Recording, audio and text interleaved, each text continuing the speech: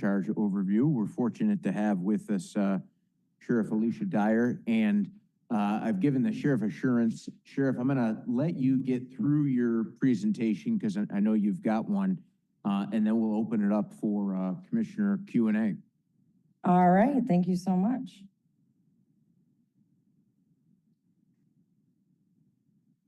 All right, well, good evening, everyone. Thank you so much for allowing us to present today as we talk about Metro Dispatch and just kind of go over what the surcharge revenue is in Washtenaw County. So to start us off, I just want to, everything we do at the Sheriff's Office really goes back to our mission statement, which is actually quite timely because this mission statement was created actually by somebody in our dispatch center upon taking office. We held an employee-wide competition, and the person that most aligned with the values was actually Ryan Schuett, who is in our dispatch center now. So just wanted to give him a shout out. Together, we are committed to creating a safer and more just and compassionate Washtenaw County. And then below that, you see our values. And so when we think about the direction of public safety, when we think about what we're doing at the Sheriff's Office, we really try to ground it in these values as well as this unifying mission. And that brings us to talk about E911 dispatch and PSAPs, how it works, how it's funded, and what our options as a county are. So you'll see there on the left, the 241,966. Those are all the emergency calls in 2025 between all PSAPs in Washtenaw County. So this is our Metro dispatch, which the Sheriff's Office operates, as well as other PSAPs, which would include Chelsea PD, U of M PD, and EMU PD. Our county surcharge cost is 43 cents per month. We are an outlier compared to some of our neighboring regions.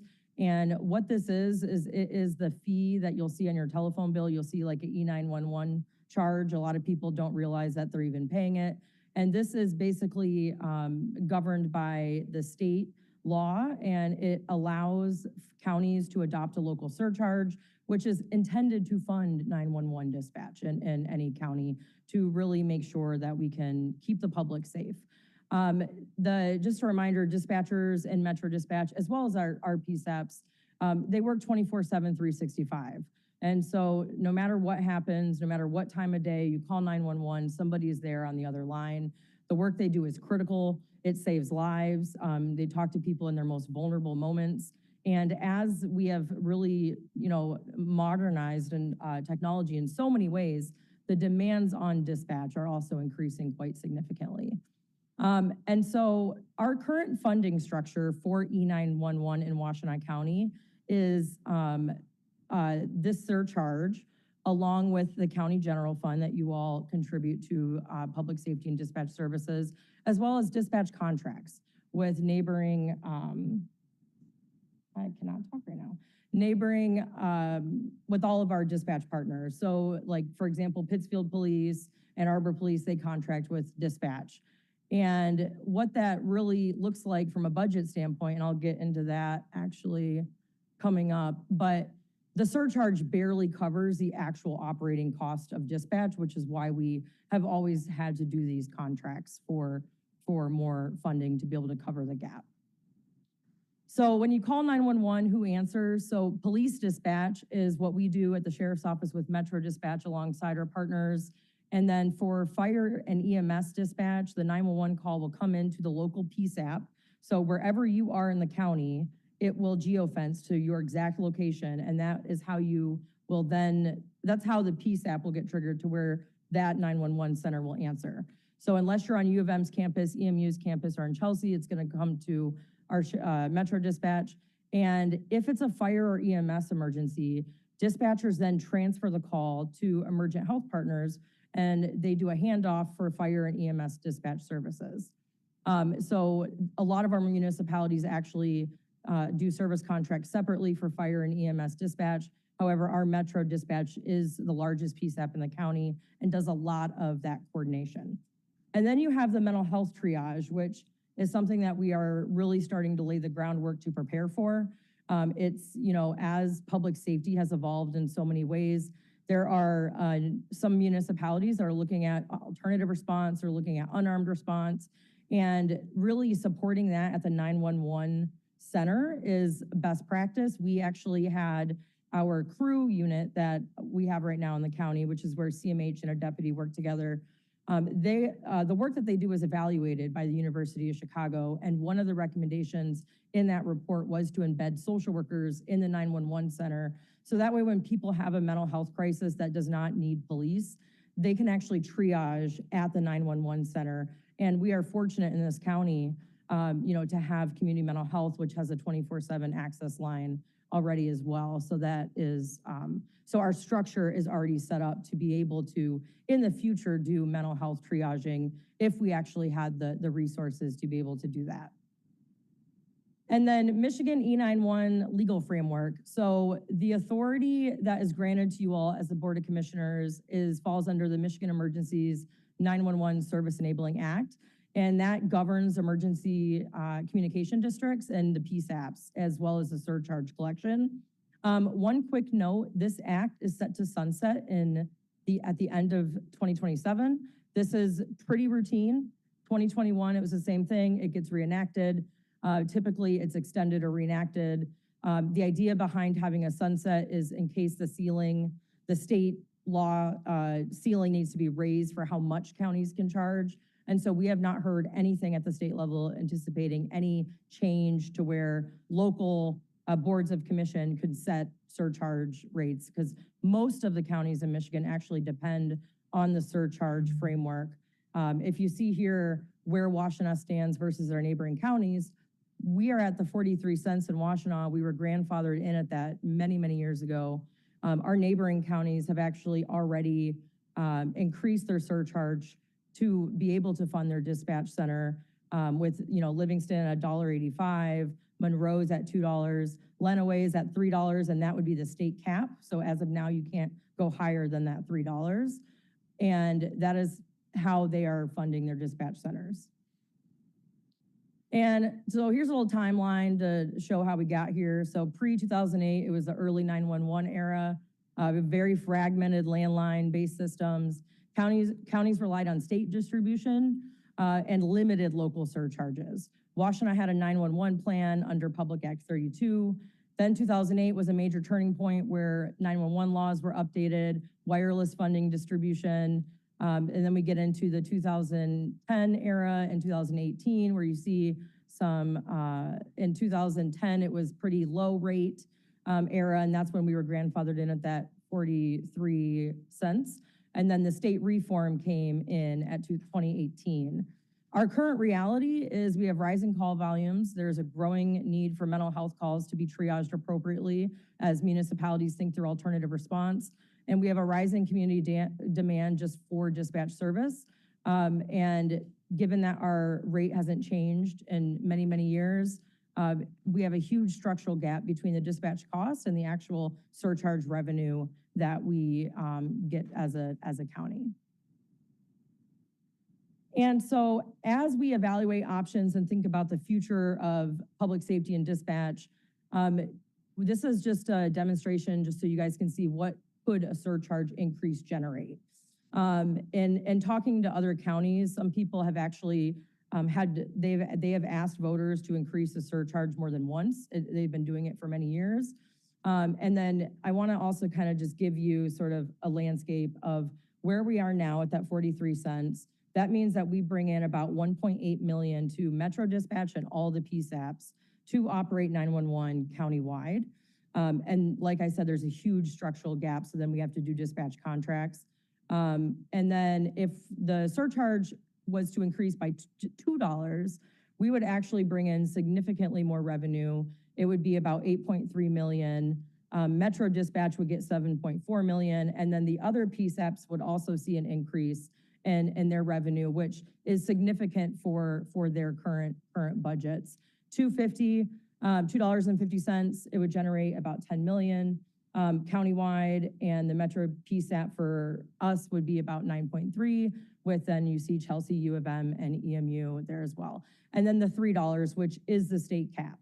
So regardless if the county or Board of Commission decide to put this on the ballot, and let's say this passes, no matter what, you can't go above the $3. So whatever rate is ultimately set cannot go above that state cap. But to go above the 43 cents, the Board of Commission can choose to ask the voters how they feel about that.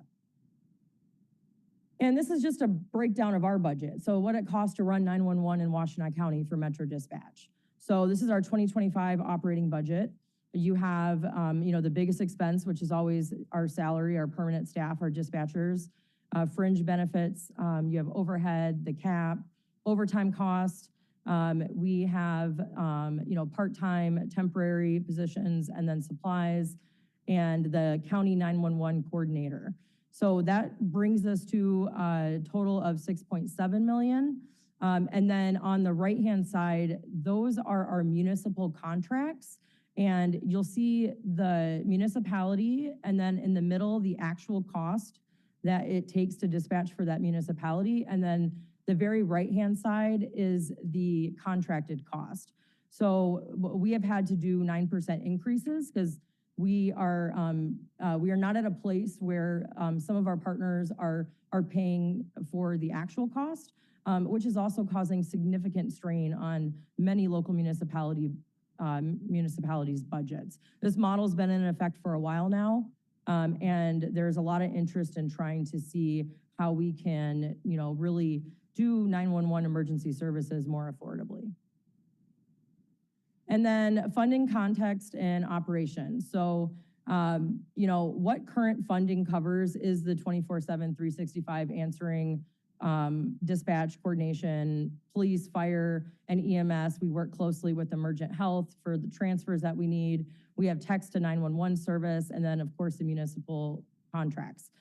Areas that additional revenue could address as we prepare for the future of dispatch services is, staffing and retention resources, funding for embedding mental health into dispatch, embedding social workers into dispatch, so that way we can really make sure we are sending the right response at the right time, and we are making sure that we are properly caring for people when they're in a mental health crisis before even needing to send a responder. So this also frees up the time and the resources, because right now what often happens is if a 911 call comes in for mental health, if they don't request CMH, or if the police that respond don't request CMH, dispatchers often rely on the first responders on the ground to do that. And so having mental health actually embedded in the center would be a huge game changer. And it also helps lay the groundwork for what municipalities decide to do. Ypsilanti has been looking at evaluating 911 calls for service. We've been working on them through the Law Enforcement Action Partnership. And Ann Arbor has definitely made some strides in looking at not only doing the model of co-response, but also looking at unarmed response. And when you think about alternative or unarmed response, the 911 center and making sure we have call takers and we have training and we have the staff available is going to be critical, because it all starts at the 911 call.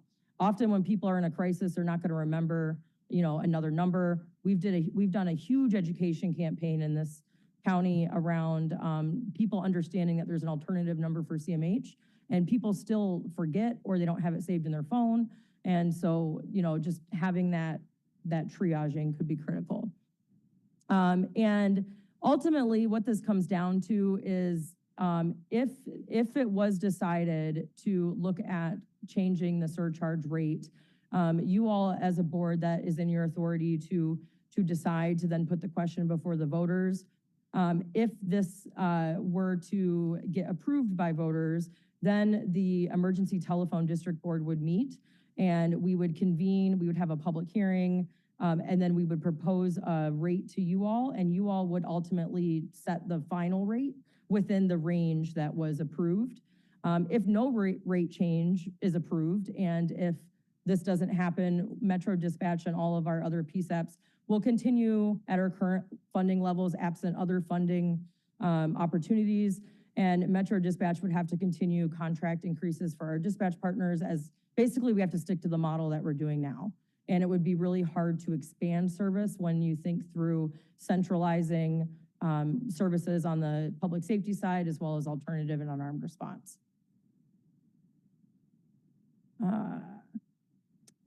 Also, the surcharge revenue is legally safeguarded. So you cannot spend the revenue for anything that is not allowable per state law. And so this ensures that this revenue actually goes to 911 dispatch. The whole reason behind this act was so counties could fund their 911 centers. And so allowable uses of surcharge revenue are dispatch staffing, embedding call takers into dispatch to work with dispatchers around unarmed response and alternative response, 911 interoperability, systems linking, so linking and coordination systems between Washtenaw PSAPs with other regional law enforcement, fire, EMS, and CMH could be better streamlined, training and certifications. Basically, a lot of the allowable funds have to benefit 911 dispatch and be in the dispatch center. And what this would mean for municipal budgets if voters or we ever decided to change the surcharge in Washtenaw County. So like I said, the current model means the county general fund has to cover the gap between dispatch for the revenue that we do not bring in from our dispatch contract partners, and also the revenue that we don't get from the surcharge to cover the full budget. And this is significant on everyone. The county is paying significantly. Some of our neighboring municipalities are paying significantly for dispatch contracts. And with increased surcharge, WCSO, we could provide dispatch to contracting police agencies potentially at a less or no cost. It would ultimately depend on what the final rate was, but most counties have not relied on contracts to fund dispatch operations. And we can also look at how to better support our residents across the county as people have been calling for more options at the 911 center involving having social workers and mental health triage opportunities available. What this would cost per device. So something I really want to stress on this, I'm talking to other sheriffs that their counties have already done this, is it's really important to make sure that people have the accurate information. This is not a millage. It is not a property tax. It is not based on property taxes. It is a user surcharge. And so it is a monthly charge that is on your phone, wireless, and voice over internet connection. So like I said, the current rate's 43 cents. These are the example rates. And then the annual cost per line are at the bottom there, as well as the monthly cost. And because this is a mechanism that the state has really enacted so counties could fund 911, the way it works is it basically creates significant revenue countywide because it goes off of phones as opposed to off of property taxes. So it also just helps to spread out the cost across the county. And what would a 6-step process if a local surcharge request were to be considered? So you all at the BOC would need to obviously propose it to go on the ballot. And if it were to go on our ballot in November, the voters would then ultimately be the deciders on if this should happen or not. And then once that happens, the ETDB meets, convenes, updates the 911 plan, does a public hearing, proposes a rate, and then you all would then set the final rate. And then new revenue would not come in effect. So just as a sample timeline, if it was on the ballot and approved in November, revenue would not come in until the following year, because July 1st is when the service providers would be notified, and the state 911 committee is who notifies the state providers. So then the revenue would start coming in. You all would have, depending on how the ballot language and what voters approved, if there was an approval to go up to and not to exceed the state cap, you all would then have the authority to set it within a range. Some people have done staggered. You can set the rate every year. You cannot use this funding for anything but dispatch, so you also shouldn't set a rate higher than what you need, if that makes sense. And then, as far as the sheriff's office, if something like this were to happen, our biggest goal is making sure residents know what it is. A lot of people have no clue they're paying this E911 charge on their phone bill. And we want to make sure we get out accurate information, and we want to do public education across our county, alongside our local municipality and public safety partners. So that way people really can evaluate their options and then ultimately make a decision. So here's a suggested timeline from the educational standpoint. Government communications, obviously strictly educational. We would want to start meeting with first responders, CMH, community mental health, the sheriff's office, and public officials, and really just begin educational presentation so people understand what it is, also what dispatch does, and also meet with township supervisors and administrators.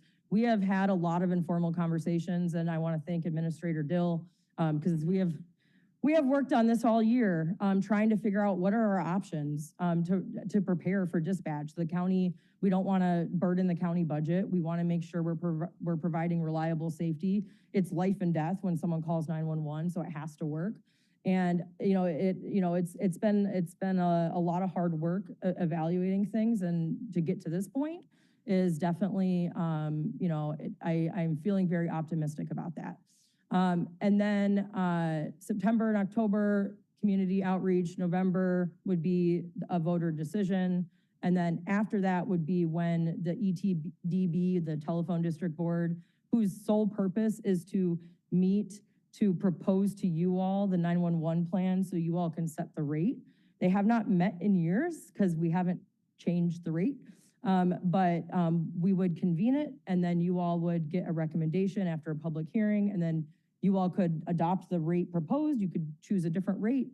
It ultimately rests with you all at the end of the timeline. And then as a sample timeline here, I just basically the same thing, but it's just laid out in a different format. So key facts for the board in our community is, like I said, the surcharge is not a millage. The E911 surcharge is per line monthly fee on phone, wireless, and voice over internet connections. It's not a property tax. It does not appear on your tax bill. Michigan law is the MCL that is notated there, authorizes counties to collect up to $3, no more, per month per line. And no rate has been proposed. This presentation is to really educate you all as you all consider options. And if you all did decide to place a measure on the upcoming ballot or a future ballot, voters ultimately would be the ones deciding. It's really up to all of our residents in Washtenaw County if they would approve this. And then, like I said, the board would then set the actual rate. If something like this wasn't approved, then we would continue doing the work that we do now, and we would have to go back to square one and think through other funding options. And ultimately, the other PSAPs as well as Metro Dispatch would stay at current funding levels absent other funding opportunities that came up. And I think that is it. I wanted to go really quickly right back to, so in these counties, something else I want to say, so these are some of our neighboring counties that have done this, and they've looked at their surcharge revenue and their funds. And most of these counties are like Lenawee, for example, they're considering, eventually they're going to have to potentially raise it again. It's based off of population size with how much revenue is actually going to be needed. Obviously, how many monthly phones or how many landlines and mobile devices are in the county. So one of our neighboring counties, Wayne County, theirs is still at a lower rate, but they have a significant population. So the revenue that they generate from their surcharge looks very different than the revenue that we have here in Washtenaw County. And talking with other people that have done this in the neighboring counties, they said on the education side, the public was very receptive and seemed to digest and understand it well, but really emphasize the importance of making sure accurate information is out there so people understand what it is, because it's not as talked about. So, and that concludes my presentation, and I will pause for questions. Thank you, Sheriff. Appreciate it. Start with Commissioner Somerville. Thank you, Chair. Thank you, Sheriff. I will keep my comments brief because I know we have another meeting to start, but thank you for the presentation. I actually appreciate the way you broke it down. I think it was presented in a way that folks will be able to understand if they watch this later or we're watching it while you're presenting. I think this is a good opportunity for us to get voter buy-in to change a system that we currently use and make it better. So I'm really excited about the opportunity to have social workers in dispatch for a number of reasons, but one of the things that is a struggle currently in the county is the fact that you can't transfer. It's not easy to transfer people over to the crisis line at CMH. People are confused which line to call, which this is an opportunity to educate people about the services that we currently have that are unarmed, that could be, I think, facilitated in a way that will create a better outcome. I know when we got when we talked before today, it was actually interesting the way that some of the technology has improved the system already. And so I'm actually looking forward to ways that we could maybe notify a fire department quicker. And so I just think it's really important. Very interesting. I've never really thought about how the little attachment on our bill. But I also liked the breakdown to show the maximum amount annually that people would pay.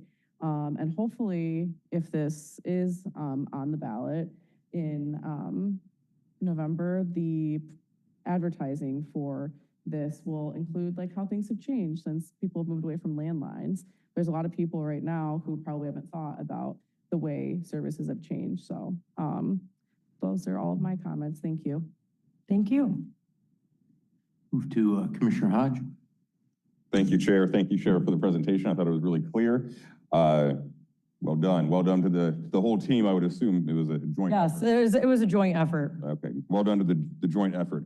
So I had a couple of questions and on the slides that Commissioner Somerville mentioned around how much could be generated and how the county general fund is currently covering the difference in cost. So if I'm understanding it correct, oh, you're bringing it up. Yeah, right around, no, not that one. It's 8 and 9. We'll go to 9, go to 9. I can't see the page numbers on here. Oh, you're doing it. No, that one, yep, that one right there. Is it this one? Yeah, that one. Oh, shoot, okay. Yep, okay. So a couple of things that I'm thinking about here. Hypothetically, if it were gonna be recommended that we put it on the ballot at whatever rate, I would be looking at a number that then takes the stress off of the general fund to cover the cost. So I see the 6.7 there on the left side, and then there's the municipal contract costs, and the county general fund is covering the gap between the two there as well. How would things change though for the municipal contracts if we were to go to something like 250 or 3? So if we went to the $2.50 or even $2.30 or 40, it would cover dispatch services across Washtenaw County in the PSAP. So you look at, as an example, 9.3 million is revenue generated, the dispatch operating budget being 6.7, thinking through, obviously, increases over the years, that would significantly reduce, if not eliminate, all the cost to the dispatch and police contract partners. We would no longer have to contract for dispatch services. We could county fund it, and it would not cost or burden the county fund, and would give us some room for putting social workers into dispatch or looking at fire or other streamlining services between the sheriff's office and our other dispatch partners. And so that would cover it. $3 would be significant. I actually, it really ultimately depends on what the final, rate and proposal is, but $3, I don't anticipate our county needing to go that high for some years. But, as the years go on, I could, over time, I think that preparing for the increase in cost would be helpful. But I am not anticipating that it would need to be at a $3 at the actual cap. But somewhere between 2 and 250, I feel like we would have enough revenue to cover much of 911 across Washtenaw County. Great. And it would, then the other PSAPs, right? Chelsea Police Department, U of M PD, EMU PD, that would significantly assist with their budgets as well. And they're, you know, they still do their own dispatch services. And so it really does assist everyone in the county, which is very, I think, unique, but a good model. Oh, that was the answer I was hoping for, so thanks for giving it. Did I hear you correctly in saying that we would not need to have these contracts with the municipal contracts? So, you know, obviously we can't make any promises. This is something that ultimately voters decide if it were even to be placed on the ballot. But effectively, if it did go on the ballot and voters did approve that, and the ETDB in public hearing and what you all set as a final rate, if it was in that range, we would not need dispatch contracts. So we would save every local municipality across Washtenaw County, some municipalities quite significantly, because it is definitely hard on their budgets, and they are trying to think through how to better care for residents at the local level. Okay, and as you know, I'm very pro social work. And Yes. so, so I would want to go to a number that relieves the general fund and then allows you to do the things that you mentioned related to social workers. So, I mean, I would want to keep that in mind as you propose a number to us. And you and I have talked about this before. If we do this and it relieves the general fund, I wouldn't be interested in then allocating the general fund dollars that have been relieved to the sheriff's office. I'd want to put it towards something else, like with the 4 H's, housing, hunger, the 3 H's, housing, hunger, and health. Yeah. So only 3 H's. There's a 4th one in there somewhere, but homework, Annie says. You know, ultimately, you all set the budget and, you know, decide the needs. And all I can do is give you the education on what we need on our operational side. And that would be a, you know, decision for you all to make as a board. So let me frame it as a question. Make assumptions on the county general fund gap right now. Oh, let me frame it this way. So you're not showing this us with the expectation that we would pick one of these ones that would cover the general fund difference, and then we would still be allocating general fund to you for it. No, so my intention behind this is I really think we have to be prepared as a county for 911 evolving needs. The dispatchers are working their butts off every day. You know, 911 is critical, technology is changing, mental health crises. So this is really my intention, is to make dispatch work better for the entire county and to reduce the cost burden on our local municipalities that, you know, often really do struggle with affording it. I don't have any earmarks in my mind around, you know, what happens after, and we also just don't know. These would be good conversations for the ETDB after something like that would happen, because the ETDB would probably want to hear some of this as they think about what rate to set. And then ultimately, you all as well would probably want to do some sort of public comment or hearing when you do set the final rate, and then people can speak and talk about the things that they care about, and we can present you the information as to the budget and the cost of 911 and give you an idea of, you know, what rate would be needed to make sure that cost could be covered. Okay. Well, I like the presentation. I like the idea of not having to have the municipal contracts, and I like relieving the general fund. So I like it so far. Thank you, Chair. Okay. Go to Commissioner Scott. Thank you, Chair. It was a great presentation. I know we talked a lot coming into this and talked about just wanting to make sure we got all the information on the table, and you did it. Sometimes I was like, I can't read that, but it's in my email too. I also think that, like, for years, this is not you, for years I've been saying at this table, we need a presentation about how dispatch works, because it is incredibly complicated and very technical. So I think at some point, we still need to understand that at this table. So we understand more of what this money is doing. I've talked before about, like, if you've ever called 911. Has anybody ever called 911? Yeah. I feel like Yeah, out in the audience, yeah, okay, okay. It's scary as hell. Like, the first time I had to dial 911, I was like shaking. I am an ICU nurse. It takes a lot to rattle me, but like shaking. And they were so calm. It was a fire in my house and they were so calm. I called from the house and dispatch was like, "Are you still in the house?" And I was like, "Oh yeah, I'm supposed to leave the house." Leave the house. I mean, they were just so lovely. So I want to do what we can to support the dispatchers. Can you explain to us, help everybody understand, then how does this impact the payment and how HVA, emergent, comes into this equation? Yeah, so there could be a couple options with that. So, some local municipalities have expressed interest for years over more centralization between police and fire. This could allow funding for a path for Metro Dispatch to start thinking through that for municipalities that wanted to. It's always driven at the local level. But absent that, we still coordinate and work with emergent health partners. And this funding could be used to cover the cost that people have to pay for emergent health, because they also do the EMS side. And so there's a lot of possibilities there.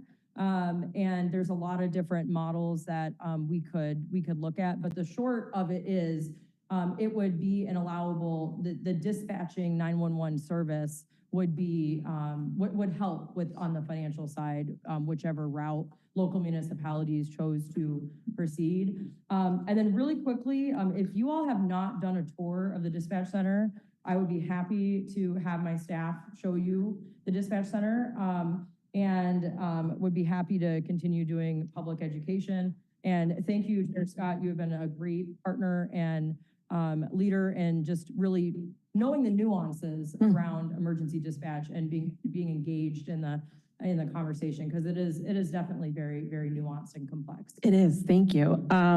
So do municipalities pay to contract with emergent also, or that comes as part of the cost that they pay to contract with us for EMS and then we pay emergent? How does that work? So I know about like the workings of the calls, but I've never thought about how emergent gets paid for their 911 service. So emergent typically would do a service contract as well with that local municipality. Okay, okay. Then that is even more compelling to think about doing this, just to take some of that burden away also. My only final point is that, is it? Nope, yeah, Commissioner Hodge made some of my other points, so I won't belabor them. For running to make sure voters understand that community outreach, I think we'll just have to, this is just sort of a caution to all of us, we'll have to be super cognizant about being neutral. So we can't say to people, this is a great thing and vote for it. We can just say, this is a thing. And so I don't know if there's anybody that you have in mind to run a less neutral campaign, or we're just gonna do a community outreach saying, this is a thing. So, keeping the politics side out of the boardroom, what I could say about the education part is you're absolutely correct. We can't say vote yes or vote no. What we can do and what our obligation is to make sure the public has the information. Right. And understands how dispatch works. It also is an opportunity to educate the public on, as Commissioner Somerville mentioned, the CMH 24/7 crisis services. And so we can provide that education. People in their personal capacities, I think, can make those decisions. From looking at what other counties did and talking to other sheriffs, it sounds like a lot of sheriffs and counties did educational materials, and they did not have much issue. People seem to really digest it. Yeah, so it's something that we need to be mindful about. Yeah, for sure. I don't want any of us running afoul of election law. Thank you again for the presentation. I thought it was fantastic. I think we're on a pretty quick turnaround timeline to get this moving. So for my colleagues, this would probably have to come to us either tonight as a first reading, I don't know if we're prepared for that. I don't think we are. I think, or coming at the August meeting as a single reading, and then that meets the deadline to get on the November, ballot, yep. for November. I'm supportive of doing this, so I think we'll just have to figure out as a board how we want to do that, at what cadence. And I will look forward to continuing to work with you on this. I think it's a great idea. Thank you so much, and thank you all for having me here. I know the timeline is tight, and for any commissioners that I haven't had a chance to talk to, we still want to reach out, and so we were just expediting with the whole with you all meeting once a month in the summer, so we want to make sure that if you all have any other follow-up questions, you can always reach out and we can talk more. Caroline or Commissioner Sanders? Well, Oh, sorry. real quick, I had Chair Commissioner Beaman in the queue, and then I will go to Commissioner Sanders. Thank you, Chair. Thank you, Sheriff. Really appreciate the presentation and everything that's gone into it. You touched on it a little bit, and so mine's going to be kind of like question/comment, but one of the pieces I really feel that this could help support is technology and how it's changing. As much as we loathe data centers, different pieces of tools like ChatGPT actually do help people in crisis and do connect them. And the assumption is at some point that's going to evolve to like a different level, as does the robot computer reach out to dispatch because they are conversing with someone who's in crisis. So I can just see this growing as technology grows and as we see all of these data centers popping up. And I feel that this could prepare you, but you would also mention things about language translation and different tools. Yes, so it's a really good point. So, right now, and this is an example of how important the evolving technology is if somebody is speaking a language that dispatchers do not recognize or do not understand, they have to call the language access line, they do a triaging. It can take time. There's technology now that can rapidly detect the language and allow dispatchers to communicate with that person while this process is underway. And so it basically significantly would reduce response times and make sure people that are speaking different languages that the dispatchers might know, like, are getting help, right? Because when the 911 call comes in and they're hearing someone on the line and they can't understand what they're saying, that's critical, right? You really want to make sure you understand what's going on. So this idea of with our evolving technology uses, with being able to detect the language and at least have some idea of what is happening is critical as one example. People with, disabilities, there's a lot of ways that technology in dispatch is helping to save lives.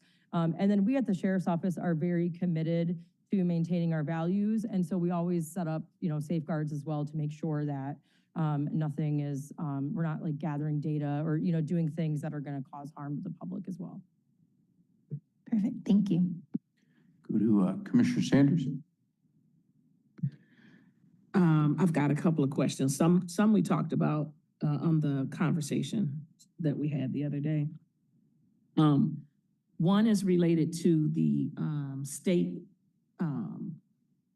legislation that is scheduled to sunset December 2027? At the end of the year in 2027.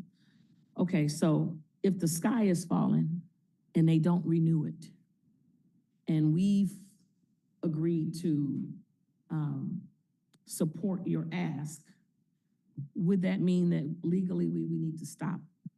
We'd have to stop collecting, or what happens if it doesn't go the way that you?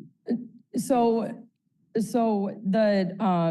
the act, from all of the experts that we've talked to, it's always reenacted, because if it did actually sunset and then counties couldn't use a surcharge, keep in mind, we are unique, as most counties, like, this is their critical funding for their 911 infrastructure. So it would destabilize 911 services across the state. There would be either an extension of this act, or they would create a new act that still allows the same thing. There could be grandfathered in rates, just like, reforms in the past. But really, for our purposes, it doesn't change, and it would, if the sky is falling, like you said, worst case scenario, if we could not use surcharge revenue anymore, we'd have to go back to the model that we really are using now.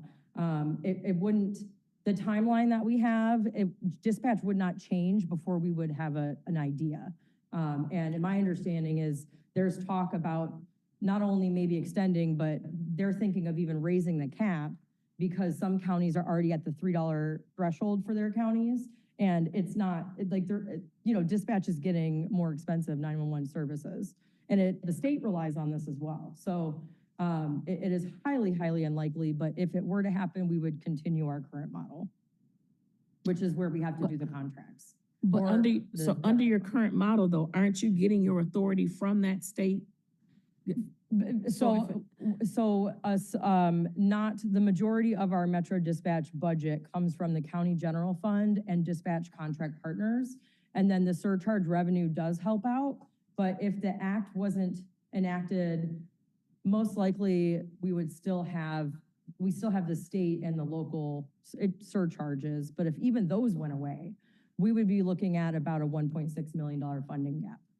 Okay. But I think what I was trying to ask was, if you didn't have the act, are you legally able to levy? Yeah, the act is what makes this possible for you all as a board to raise the surcharge above the 43 cent threshold. You mentioned rising demand and calls. Do you know what's the breakdown for that? At least, do you know what the breakdown for per district is? So do we know that Pittsfield has higher call volume than they've had over the last couple of years as opposed to somewhere else? If you don't know it now, can you share that information? I can get you that information. Okay. I'm bringing Lee up here. This is Lee. She's our dispatch operations manager. We actually do not charge by call volume. It is all based on population, which is how the county 911 plan creates with the surcharge funds. So that's how we dispatch our dispatch cost model is done the same way. So the population size of Pittsfield determines what portion of our overall budget that they have to pay. We could change to a call volume model. However, I think that would disproportionately impact certain communities extensively, and I wouldn't recommend doing that. The population base is more equitable in my opinion. I'm not asking for a change. I'm just asking, like, where is the growth? In the most populated areas.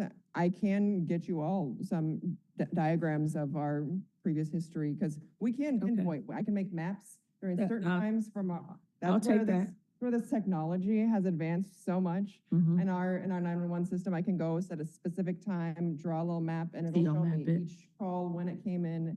It's kind of amazing. Okay, I'd appreciate that. Like when you get time, like also, you have time. Sorry, one bit on that sunsetting thing.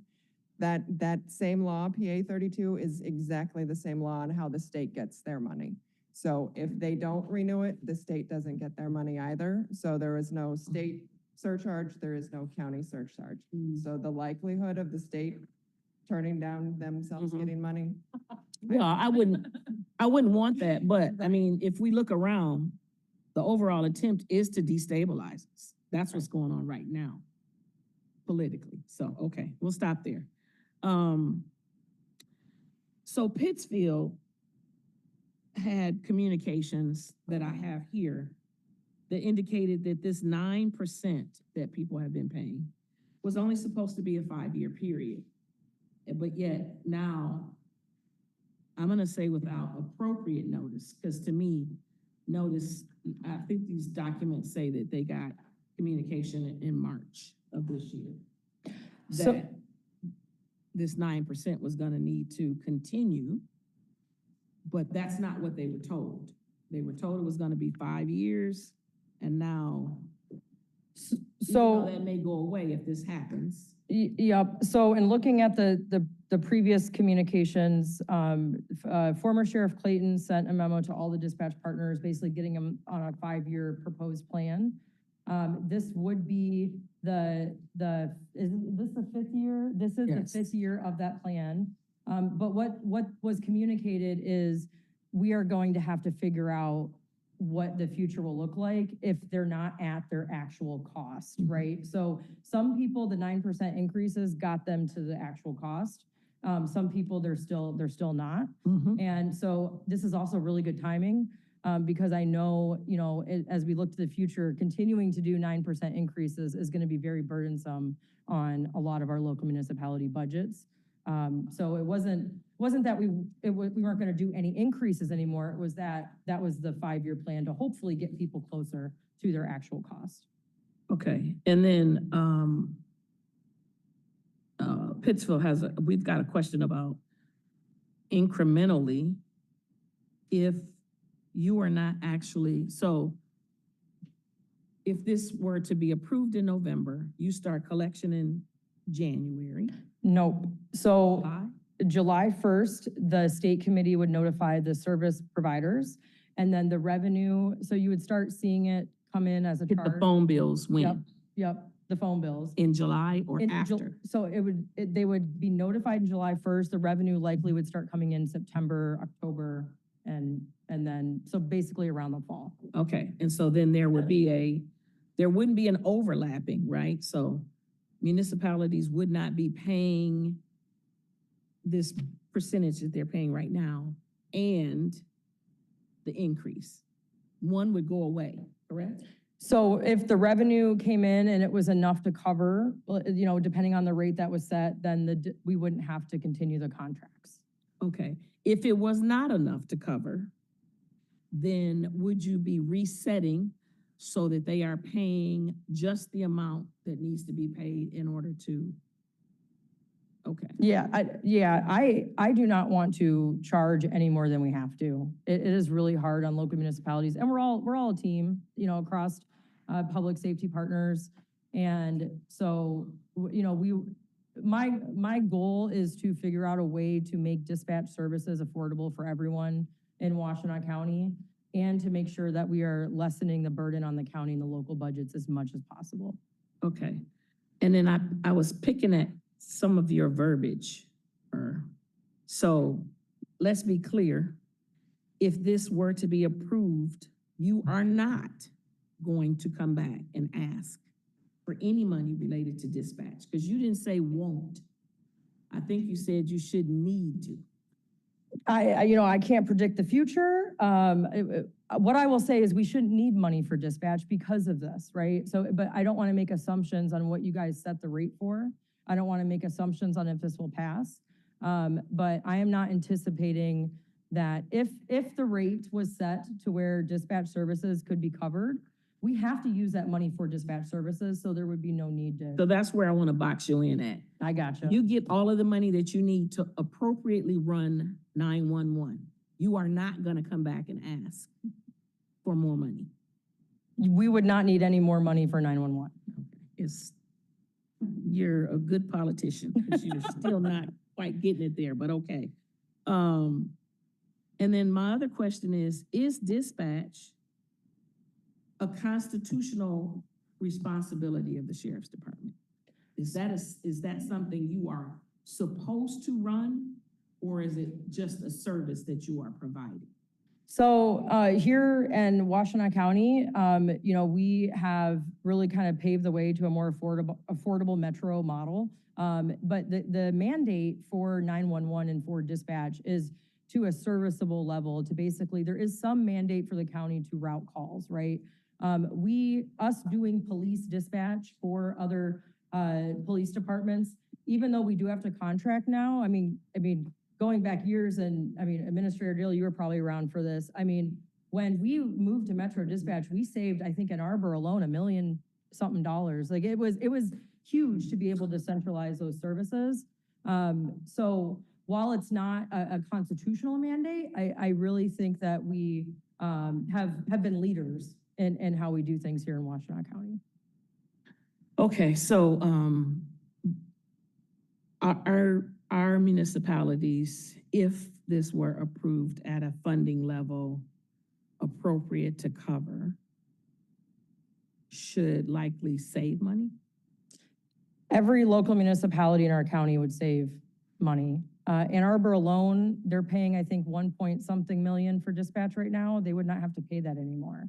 Areas like Saline, Manchester, I mean, all across the county, local governments would save significantly because this would be a user fee and county funded.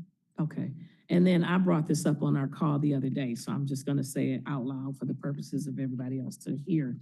That when we talk about social work in dispatch, I personally would want more information from community mental health and related to our millage, because the public safety and mental health millage was highly contested.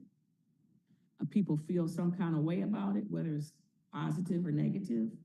And so when you're talking about a service that the average person should assume or would assume would be covered by that millage, being covered by this money, I would like to see a greater explanation, especially when you're doing your outreach. And I asked you about the outreach yesterday because I wanted to make sure that it's not an expectation that we as commissioners are supposed to be educating the general public about why this is needed. I think that's a burden that the sheriff should fall on you for the education, because you have the answers, we don't have the answers. 100%, we are happy to do the education and do feel it's our obligation to make sure we assist with that, and would love to partner as well as you all want to partner with us and do educations in your districts. And then on the mental health side, Trish Cortez and I have talked extensively about 911 and dispatch services, and also the framework we have now to build at the 911 center level is made possible because of the millage. So the 24/7 crisis line and some of these services. And she's talked to the millage board as well. So I know that on her end, they have been doing some just preliminary education around what it would look like to have social workers in dispatch. 24/7. That would be costly. Yeah, 24/7 would be costly. What a lot of other areas have done to pilot and start out is look at the highest call volumes in the 911 data to see where the mental health calls are, and then structure staffing around those call volumes. And that's something we're helping out with Ipsy City. They're looking at their 911 data now, just to kind of think through, like, when is the best, I guess, bang for your buck on having a mental health person involved. Okay, and then I'm gonna just say my little spiel right quick and then I'll turn my mic off. I think that as we look at these asks, including millage asks, which is not really, you're not. This is not a millage. asking for millage.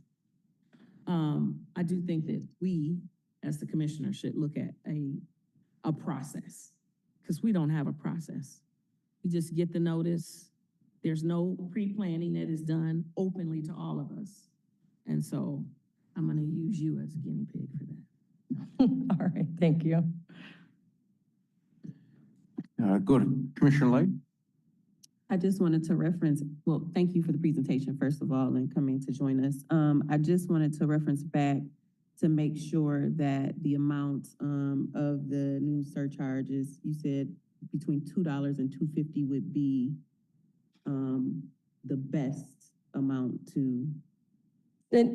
So in looking at our operating budget and looking at how Metro Dispatch works in the county, as well as how much local municipalities have to pay, at around that range would be enough to completely cover it. The $3 range, what we don't want is not to be able to spend the money, because that will get us into issues, because the state only wants you to collect how much you actually need. So we'll just need to monitor that every year. Okay, that's all, thank you. Go to Commissioner Scott. Listen, I want to get back to my meeting mantra of business and brevity, so I'm going to be really quick, but just to put Commissioner Sanders' mind at ease, I think if the state legislator didn't renew it, they'd be looking at a whole 911 system, state, this is what's given me peace. they'd be looking at a whole statewide 911 system they had not funded. And I don't think that there's any interest in that. So Yep. that's ultimately what brought me to the peace of mind when we talked about that. So thanks. Thank you. Commissioner Machewski? Thank you, Chair. Sheriff, thank you for being here in the very comprehensive presentation. My colleagues have asked a whole lot of questions tonight, which I found very insightful, and your answers insightful as well. I just wanted to chime in and say I very much support your efforts to hopefully include social workers in the work that is done by 911 dispatch. But I'm curious to know, you've mentioned technology, the language line, social workers. Is there anything else in the next generation of 911 that we should also be looking forward to and potentially considering in the total cost of the service as we move forward? So it's something we're evaluating. I would have to, I can give you some ideas. We have a pretty good system in place now. We're actually bringing in the language access line technology. And there's a lot of possibilities. And so it's really thinking through, what is going to be most useful when it comes to saving lives, response times, making things easier on staff, and also the technology we might need for triaging mental health calls for service and figuring out better coordination between PSAPs and between police, fire, as well as EMS. And so that is a very broad question. Nothing top of mind where I'm like this system, but we are constantly evaluating that. Thanks. Appreciate it.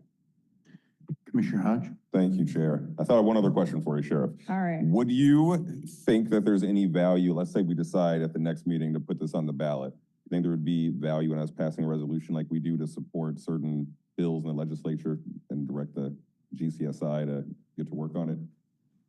I think that passing a resolution notifying and, intention, or we're considering this, or announcing, if you guys do that, I think that would be very helpful because we're gonna need to then ramp up the education so people understand. And so whether you all did something like that tonight or whether you did that at the August meeting, I do think that could be fruitful. Sounds good. Thank you. That's it for me, Chair. I'm supportive. Great presentation. Thanks for your help.